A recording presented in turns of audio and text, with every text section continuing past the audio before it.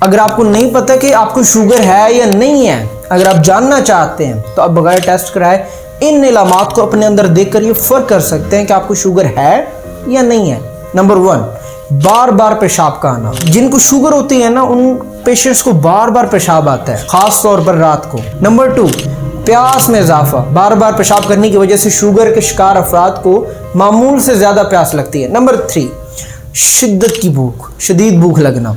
जिस्म ग्लूकोज को मौसर तरीके से इस्तेमाल करने के काबिल नहीं होता, जिसकी वजह से खाने के बाद भी भूख का एहसास होता है। नंबर 4, थकावट, लेजीनेस।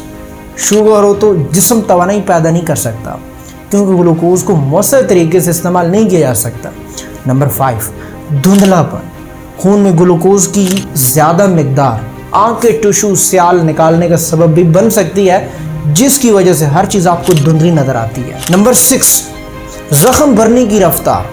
खून में ग्लूकोज की ज़्यादा मिकदार ज़ख्मों के भरने के अमल को सुस्त कर देती है, यानी कि जो ज़ख्म आपका 2 दिनों में ठीक होना होता है वो 10 दिनों तक चला जाता है। नंबर 7, खून में ग्लूकोज की ज़्यादा मिकदार अज़ाब को नुकसान पहुँचा सकती है, जिसके नतीजे में हाथों और पैरों में झंझनाहट या बेहसी होती है। नंबर 8, खुश्क खारिश वाली जिल्द। ज़ाबितस खुश्क जिल्द का सबब बन सकती है, ड्राई स्किन का, जो खारिश और चिड़चिड़ापन बन जाती है। नंबर 9, वज़न में कमी। अगरचे ये एक बहुत अच्छी इलामत है, हर कोई वज़न कम करना चाहता है।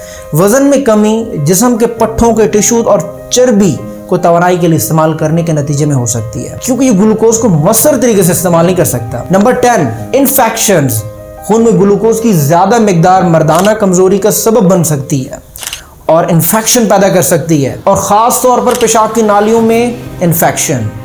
अगर हम इसके होम्योपैथिक इलाज के हवाले से बात करें, वैसे बहुत सारी मेडिसिन हैं, लेकिन जो 2 टॉप की मेडिसिन है, एसिड फॉस और साइजिजियम, ये दोनों खासकर सेक्सुअल वीकनेस में इस्तेमाल होती हैं।